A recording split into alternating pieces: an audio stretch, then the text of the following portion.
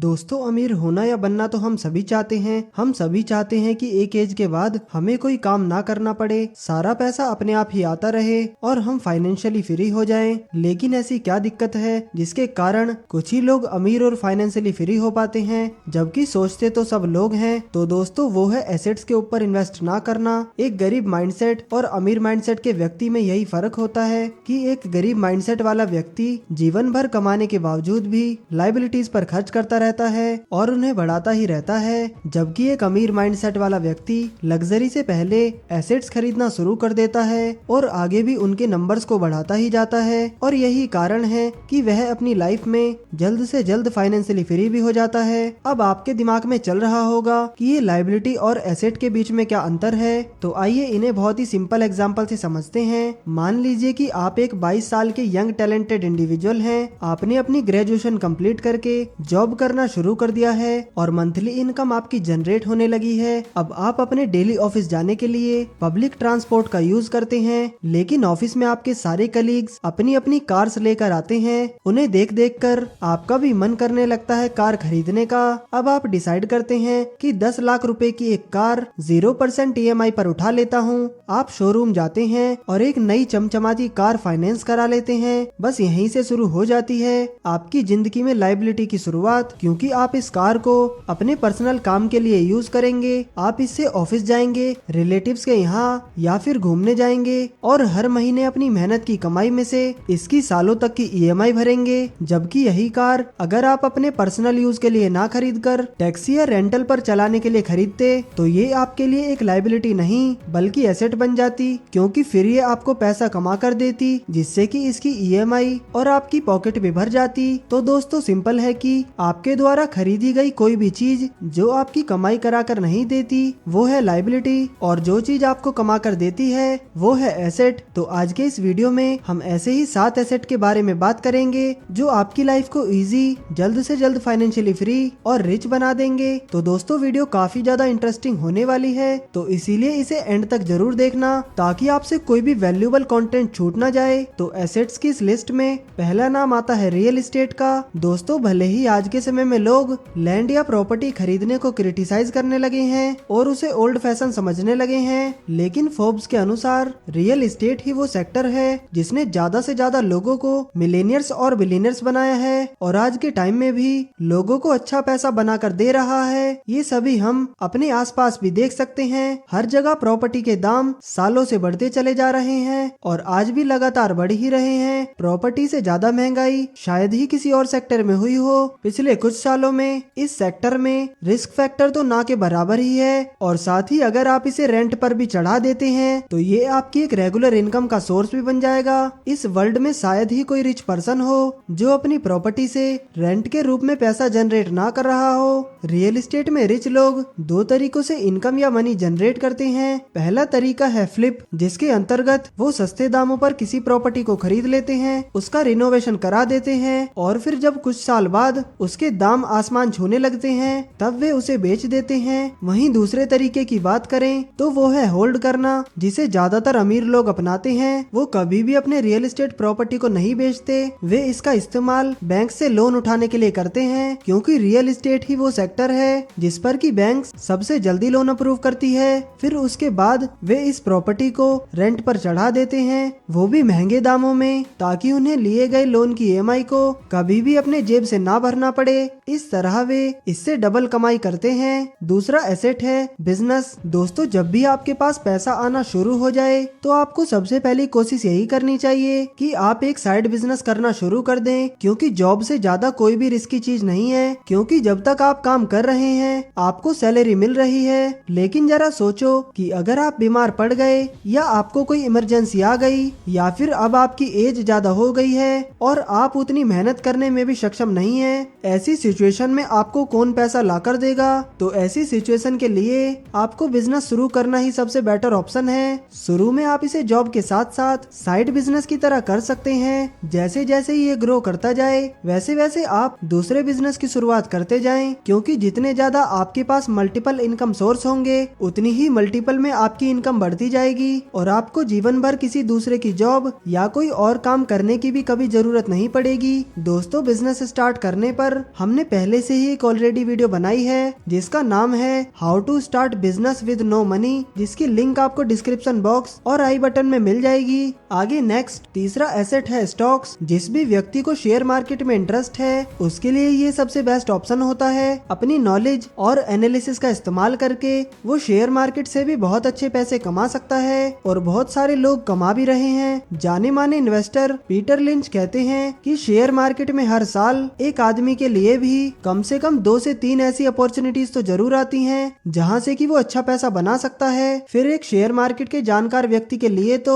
बात ही क्या है। लोग अपने आसपास की चीजों को देखकर आसानी से समझ सकते हैं कि उन्हें कब कौन सी कंपनी के शेयर खरीदने चाहिए। जैसे कि एक नॉर्मल हाउस पेंट करने वाले को ये अच्छी तरह से पता होता है कि इस साल कौन सी कंपनी का पेंट मार्केट में सबसे अच्छी सेल कर रहा है और लोग उसे ही क्यों सबसे ज्यादा खरीद रहे हैं। उसी तरह अगर एक ट्रक ड्राइवर का एग्जांपल लें तो उसे भी इस बात की सबसे सही जानकारी होती है कि किस कंपनी के टायर्स सबसे अच्छे हैं और लोग सबसे ज्यादा मार्केट में किस कंपनी के टायर्स को खरीद रहे हैं। मगर प्रॉब्लम ये है कि ज्यादातर लोग अपनी फील्ड को छोड़कर जिसमें उनकी एक्सपर्टीज है उसके अलावा बाकी सारे सेक्टर्स के शेयर्स खरीदने की कोशिश करते हैं और यही वजह है कि शेयर मार्केट में ज्यादातर लोगों का पैसा डूब जाता है और लोग कहना शुरू कर देते हैं कि शेयर मार्केट बहुत रिस्की है। जबकि सच्चाई ये है कि लोग अपनी नॉलेज और एक्सपर्टीज का इस्तेमाल ढंग से नहीं करते। लेकिन दोस्तों अगर आपके पास स्टॉक मार्केट का बिल्कुल भी नॉलेज नहीं है तो आप सिंपल इंडेक्स फंड में भी इन्वेस्ट कर सकते हैं क्योंकि इसके अंतर्गत हमेशा ही टॉप कंपनीज रहती हैं जिसके कारण आपको एक अच्छा रिटर्न मिल जाता है और आपका रिस्क फैक्टर भी ना के बराबर हो जाता है। जब जब स्टॉक मार्केट डाउन जाने लगती है तो अमीर लोग इंडेक्स फंड में उतना ही ज्यादा पैसा इन्वेस्ट करना शुरू कर देते हैं क्योंकि ये बदले में 15% तक के रिटर्न देता है जो कि शायद ही कहीं मिल पाए। वॉरेन बफेट हमेशा कहते हैं कि मार्केट में तभी सबसे ज्यादा पैसा इन्वेस्ट करना चाहिए जब सभी लोग इन्वेस्टमेंट करने से डर रहे हो और रिच माइंडसेट वाले ऐसा ही करते हैं। जब भी मार्केट क्रैश होती है तो ज्यादातर मिडिल क्लास और पुअर क्लास के लोग घबरा जाते हैं तो उसका रिजल्ट ये होता है कि वो अपने स्टॉक्स को बेचकर जल्दी से जल्दी निकलने की कोशिश करते हैं जबकि वो ये भूल जाते हैं कि जो स्टॉक उन्होंने ऊंचे दामों पर खरीदा था उसे वो इस सिचुएशन में बेचेंगे तो उन्हें घाटे का सामना करना पड़ेगा। वहीं दूसरी तरफ रिच माइंडसेट वाले लोग मार्केट क्रैश का फायदा उठाते हैं क्योंकि उस समय सारे स्टॉक्स के प्राइस कम हो जाते हैं और वो कम प्राइस में उन्हें खरीदते हैं और जब तक मार्केट अप होती है तो अच्छे से अच्छे दामों पर बड़े प्रॉफिट के साथ इन स्टॉक्स को वो बेच देते हैं। इस तरह गरीब और गरीब हो जाता है जबकि अमीर और अमीर। नेक्स्ट चौथा यानी कि 4th नंबर का एसेट है कमोडिटीज। रियल एस्टेट के बाद अगर कोई दूसरा सबसे सेफ एसेट का ऑप्शन है तो वो है कमोडिटीज यानी कि सोना और चांदी। अगर हम ह्यूमन हिस्ट्री को उठा के देखें तो गोल्ड की मांग मार्केट में हजारों साल पहले भी थी और आगे भी आने वाले हजारों सालों तक बनी रहेगी। गोल्ड एक ऐसा मेटल है जो हमेशा से ही कीमती रहा है और लगातार इसकी कीमतों में बढ़ोतरी होती रही है। यहाँ तक कि दुनिया के ज्यादातर स्टॉक मार्केट इन्वेस्टर जो हैं वे क्या करते हैं कि जब भी स्टॉक मार्केट नीचे जा रही होती है तो वो स्टॉक्स के साथ साथ गोल्ड एंड सिल्वर में भी इन्वेस्ट करना शुरू कर देते हैं क्योंकि ये सबसे सेफेस्ट ऑप्शन होता है उनके लिए। उन्हें ये पता होता है कि इनकी वैल्यू कभी भी कम नहीं होने वाली बल्कि दिन प्रतिदिन बढ़ती ही जाएगी। नेक्स्ट 5वां स्टेप आता है कैश। दोस्तों आप लोगों को लग रहा होगा कि कैश कैसे एक एसेट हो सकता है, लेकिन सच यही है कि आपके पास कैश होना किसी सुपर पावर होने से कम नहीं माना जाता है मार्केट में। यहाँ तक कि एप्पल जैसी बड़ी बड़ी कंपनीज भी अपने पास बहुत सारा कैश रखती है तभी वे मार्केट में आने वाली अपॉर्चुनिटी को ट्रांजैक्शन फेलियर के चक्कर में लूज ना कर दें। उनकी कोशिश यही रहती है कि जब भी कोई अच्छी या बेहतर अपॉर्चुनिटी आए तो वो उसे जल्दी से जल्दी अपने अंडर ले लें एक फास्ट ट्रांजैक्शन यानी कि कैश पेमेंट का यूज करके। इसके साथ ही मार्केट में ऐसा भी होता है कि कई बार कैश में पेमेंट करने से आपको मिलने वाली डील पर कुछ ऑफर भी मिल जाता है और आपको उससे प्रॉफिट भी हो जाता है। आगे नेक्स्ट छठा एसेट है इंटेलेक्चुअल प्रॉपर्टी। दोस्तों इंटेलेक्चुअल प्रॉपर्टी भी एक तरीके का एसेट होता है। इसके अंदर 4 चीजें आती हैं। पहला है ट्रेडमार्क, दूसरा है कॉपीराइट, तीसरा है पेटेंट और चौथा है ट्रेड सीक्रेट। जब भी आप किसी नई टेक्नोलॉजी या किसी नए मेथड का इन्वेंशन करते हैं तो आप उसे अपने नाम से पेटेंट करा सकते हैं। फिर इससे होगा ये कि आगे जब भी कोई कंपनी या पर्सन उस टेक्नोलॉजी या मेथड का इस्तेमाल करेगा तो आपको उसका प्राइस मिलेगा। इसके अलावा अगर आप चाहें तो आप अपने पेटेंट को मनचाहे प्राइस पर भी बेच सकते हैं। बाकी कॉपीराइट में ऐसा होता है कि मान लीजिए अगर आप एक म्यूजिक प्रोडक्शन कंपनी के मालिक हैं और आपकी कंपनी ने कई सारे बढ़िया बढ़िया सॉन्ग्स और म्यूजिक क्रिएट किए हैं। अब अगर कोई दूसरा व्यक्ति